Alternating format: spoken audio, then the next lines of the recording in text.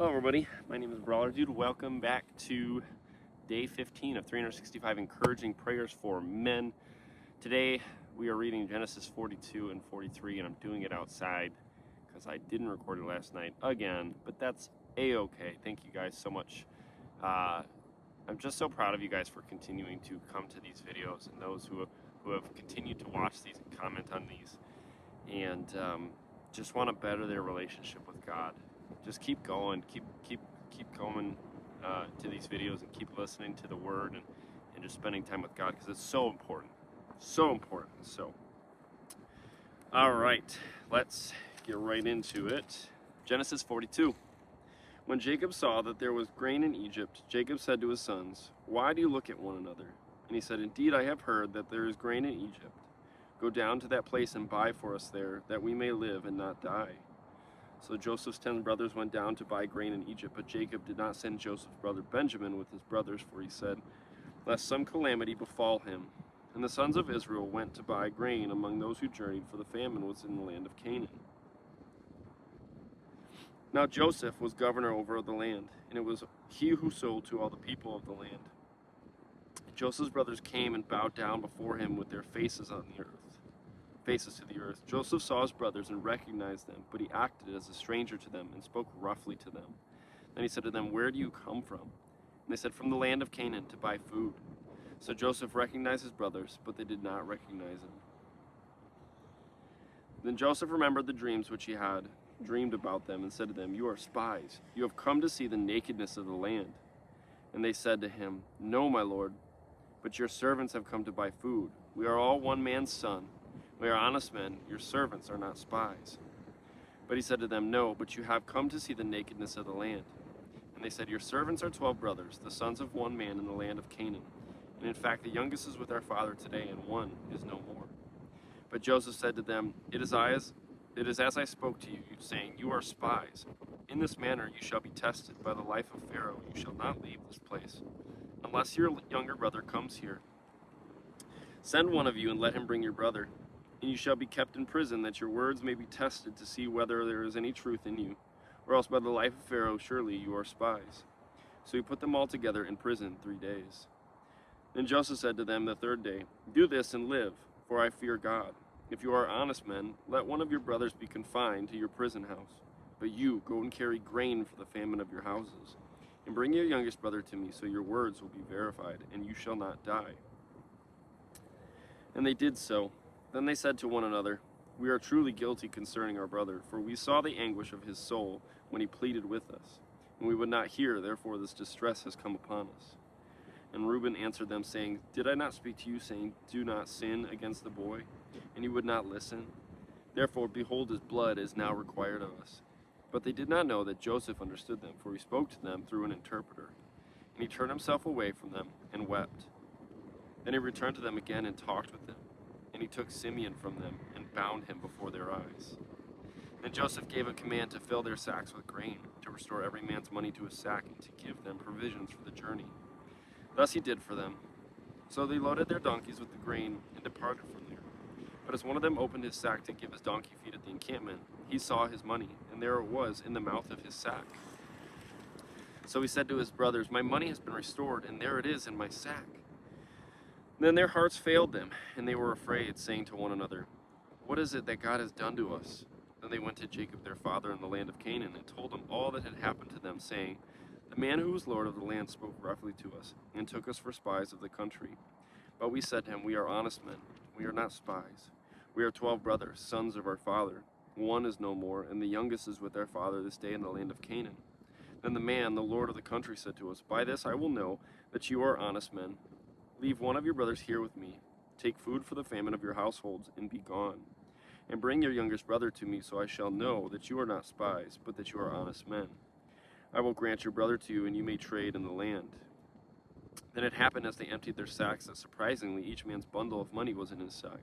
And when they and their father saw the bundles of money, they were afraid. And Jacob their father said to them, 'You have bereaved me. Joseph is no more, Simeon is no more, and you want to take Benjamin? All these things are against me.' Then Reuben spoke to his father, saying, 'Kill my 2 sons if I do not bring him back to you. Put him in my hands, and I will bring him back to you."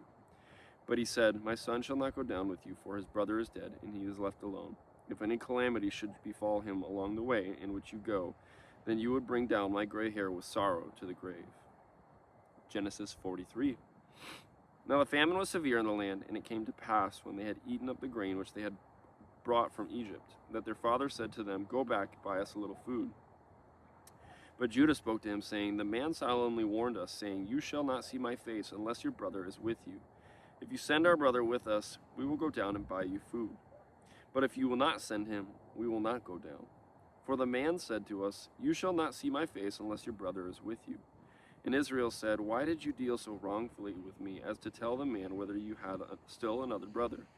But they said, 'The man asked us pointedly about ourselves and our family, saying, Is your father still alive? Have you another brother?' And we told him according to these words. Could we possibly have known that he would say, 'Bring your brother down'?"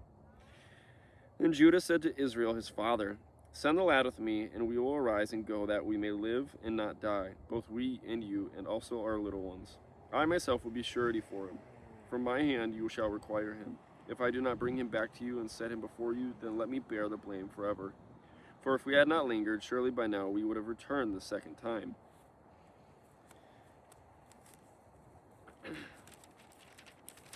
And their father Israel said to them, "If it must be so, then do this. Take some of the best fruits of the land in your vessels, and carry down a present for the man, a little balm and a little honey, spices and myrrh, pistachio nuts and almonds. Take double money in your hand, and take back in your hand the money that was returned in the mouth of your sacks. Perhaps it was an oversight. Take your brother also, and arise and go back to the man. May God Almighty give you mercy before the man, that he may release your other brother in Benjamin. If I am bereaved, I am bereaved." So the men took that present in Benjamin, and they took double money in their hand, and arose and went down to Egypt. And they stood before Joseph. When Joseph saw Benjamin with them, he said to the steward of his house, "Take these men to my home, and slaughter an animal, and make ready, for these men will dine with me at noon." Then the man did as Joseph ordered, and the man brought the men into Joseph's house. Now the men were afraid because they were brought into Joseph's house, and they said, "It was because of the money which was returned in our sacks the first time that we are brought in, so that he may make a case against us and seize us, to take us as slaves with our donkeys." When they drew near to the steward of Joseph's house, they talked with him at the door of the house and said, "O sir, we indeed came down the first time to buy food. But it happened when we came to the encampment that we opened our sacks, and there each man's money was in the mouth of his sack, our money in full weight. So we have brought it back in our hand, and we have brought down other money in our hands to buy food. We did not know who put our money in our sacks." But he said, "Peace be with you, do not be afraid. Your God and the God of your father has given you the treasure in your sacks. I had your money." Then he brought Simeon out to them. So the man brought the men into Joseph's house, and gave them water, and they washed their feet, and he gave their donkeys feed. Then they made the present ready for Joseph's coming at noon, for they heard that they would eat bread there. And when Joseph came home, they brought him the present which was in their hand into the house, and bowed down before him to the earth. Then he asked them about their well-being, and said, "Is your father well, the old man of whom you spoke? Is he still alive?" And they answered, "Your servant our father is in good health, he is still alive." And they bowed their heads down and prostrated themselves. Then he lifted his eyes and saw his brother Benjamin, his mother's son, and said, "Is this your younger brother of whom you spoke to me?" And he said, "God be gracious to you, my son." Now his heart yearned for his brother, so Joseph made haste and sought somewhere to weep. And he went into his chamber and wept there. And he washed his face and came out, and he restrained himself and said, "Serve the bread."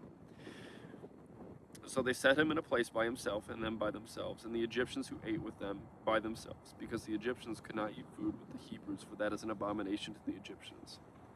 And they sat before him, the firstborn according to his birthright, and the youngest according to his youth. And the men looked in astonishment at one another. Then he took servings to them from before him. But Benjamin's serving was 5 times as much as any of theirs. So they drank and were merry with him. I've read Genesis so many times, and every single time I get to this point, it just, for whatever reason, just makes me so emotional. The love that he has for his brothers, even though they betrayed him and sold him to slavery. Thank you guys so much for listening today. Make sure you guys click on the link down below in the description to go listen to the devotional. I pray that God blesses you. I love you guys so very much. Come tomorrow for day 16. Jesus loves you, and I'll see you in the next one. Bye, guys.